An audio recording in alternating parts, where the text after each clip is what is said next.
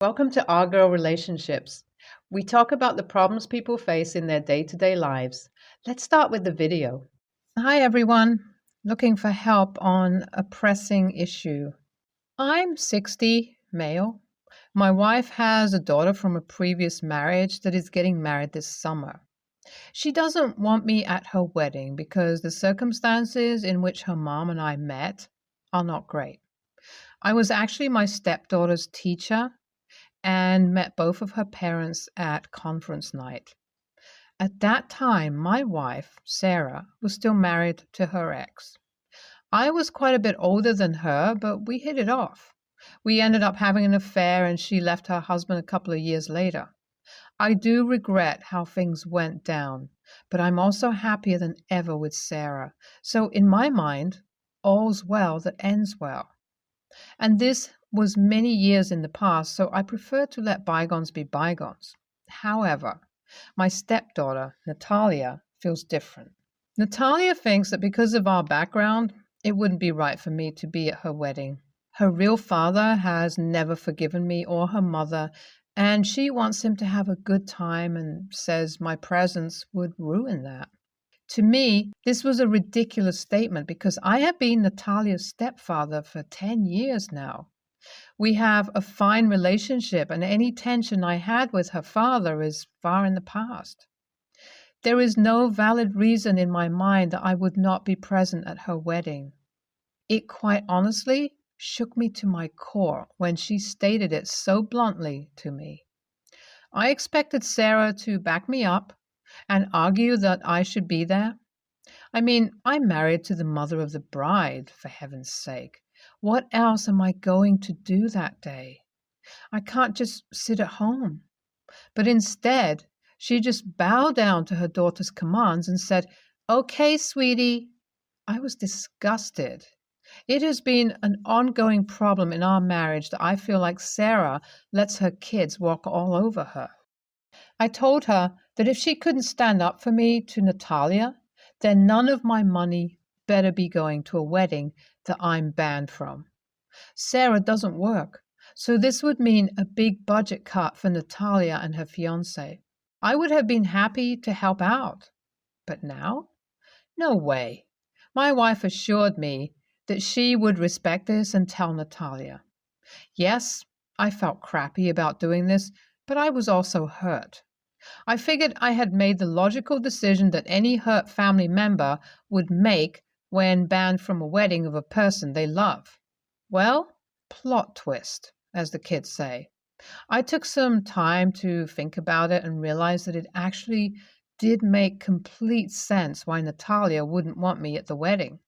Her dad had recently lost his second wife to cancer and lost his job within the same year.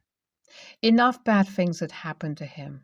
What was the sense of rubbing salt in the wound and having his ex-wife and her affair partner shoved in his face at the wedding? The man may not be anywhere close to my friend, but as a human being, I can still say he deserves to have nothing but happy memories at his daughter's wedding.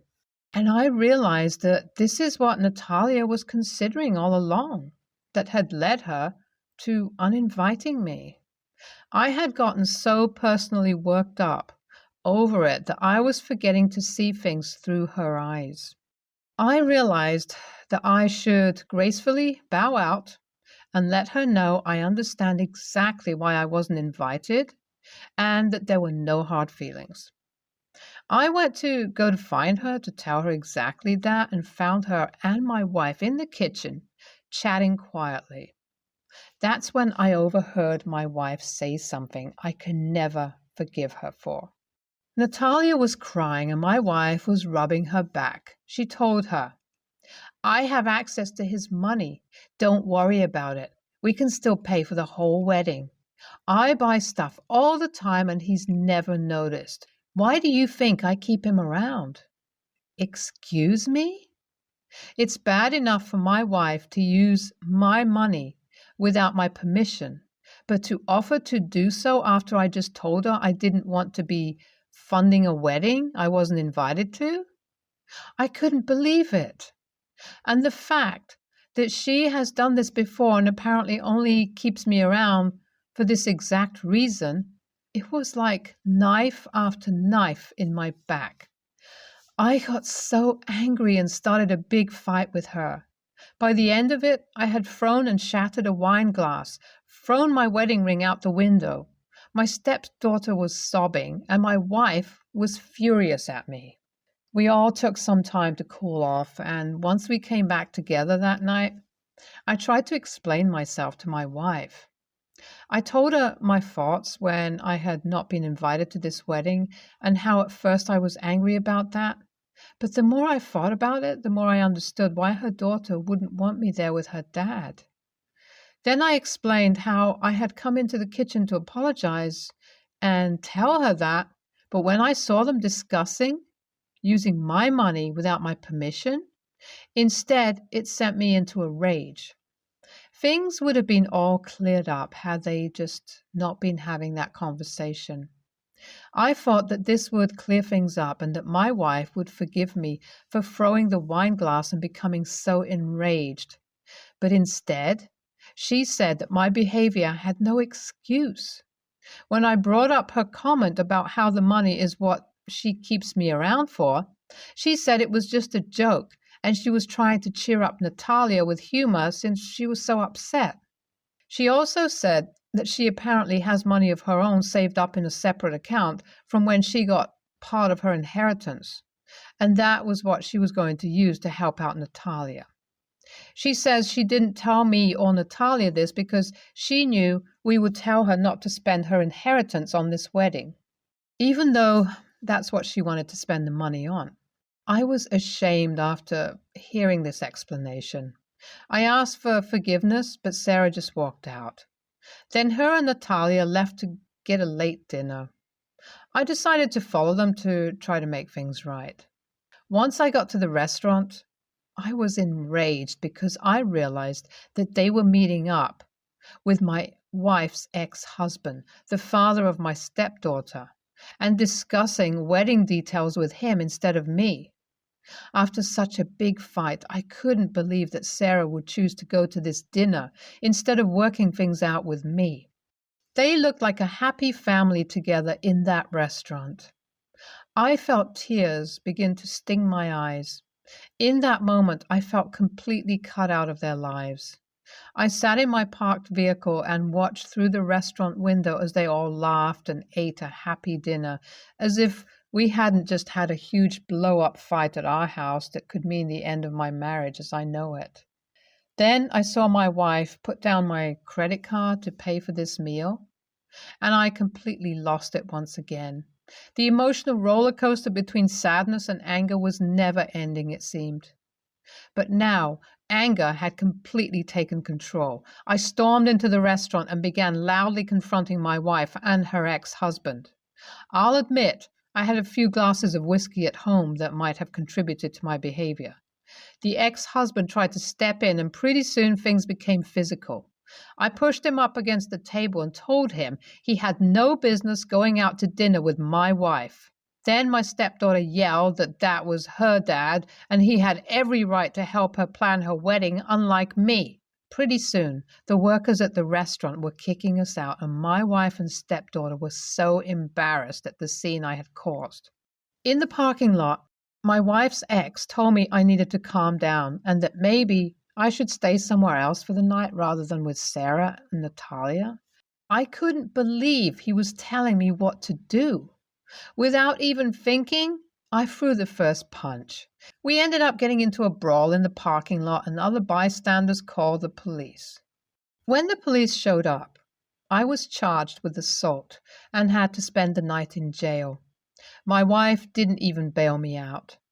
I'm guessing because she was so upset with me. I had lots of time to think about it in jail, and I don't think I'm in the wrong. The wedding is one thing, and I had honestly come to terms with that. I know Sarah and Natalia think I was being a jerk about that, but I didn't even get a chance to apologize before the issues escalated. Money is the real issue now. I can understand why I'm not invited to the wedding. Yes, at first it hurt my feelings and I overreacted.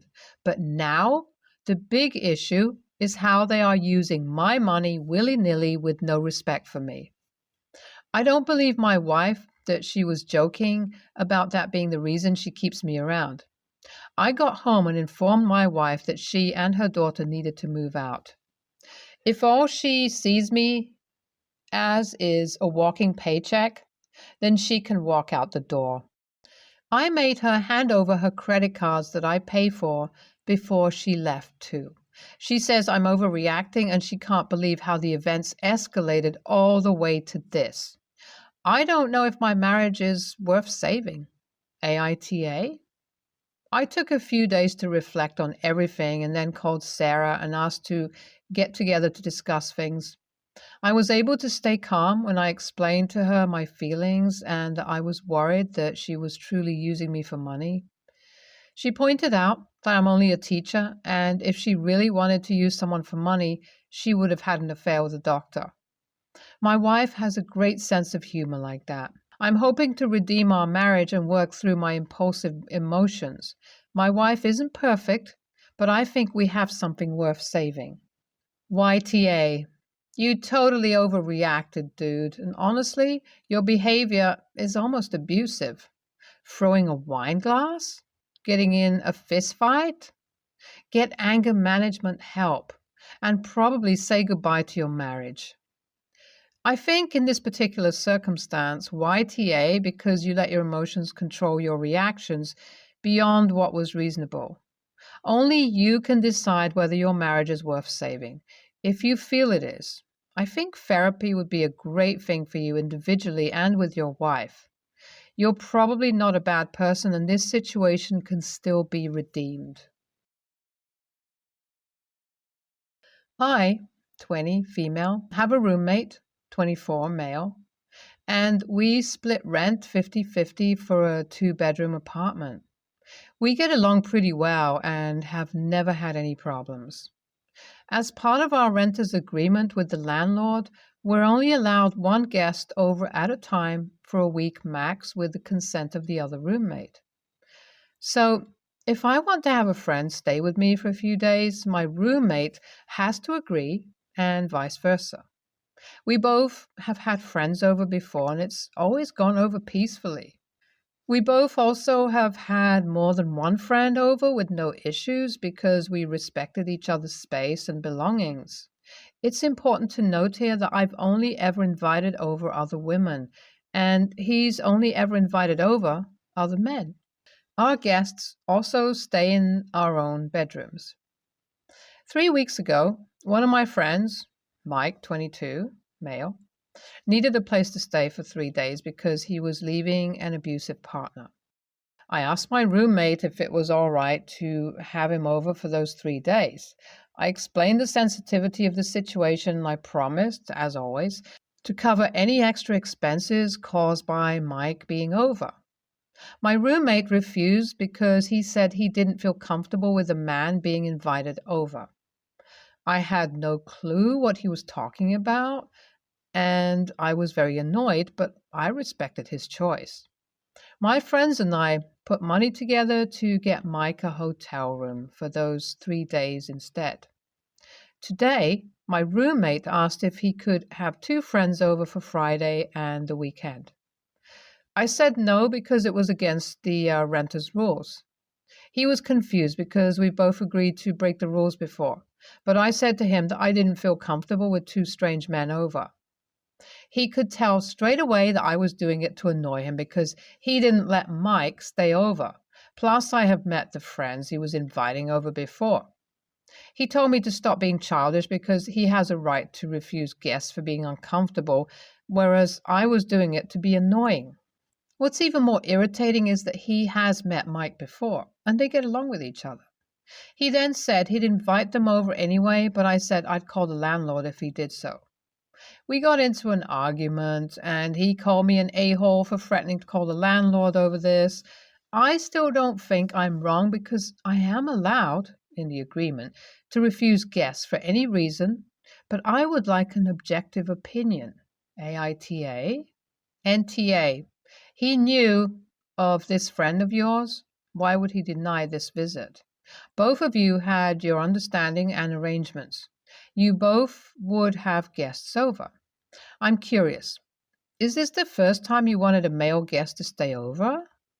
I think your roommate probably has feelings for you, or probably thinks he's going to face half-naked men coming from your room. If he wanted to suddenly play the no card, then you're free to do the same. Actions have consequences. He shouldn't expect you to be accommodating when he isn't. You weren't bringing over a stranger. NTA, this is so funny. He can refuse because he's uncomfortable with a guy in an emergency situation that he's enjoyed meeting before, makes him uncomfortable, but he can invite multiple people you've never met, and that's you just being annoying, and he's going to do it anyway? Yeah, I would be calling the landlord hourly with complaints. My husband's mom and sisters are all very excited about us having a baby and offered to throw a baby shower for me. 2 of the 3 sisters have had baby showers for their pregnancies. The youngest is not a mom yet, but they seem to have a theme they use for all the showers, which is this family history genealogy thing where the decorations are family trees and you get these nursery decorations. My husband said they did the same for his brother's wives when they were expecting. He knows that is not the kind of theme I would be comfortable with and had asked them to not do the same thing. Telling them something fresh would be nice for a change. They agreed initially, but then said they had a great idea to make it perfect for us.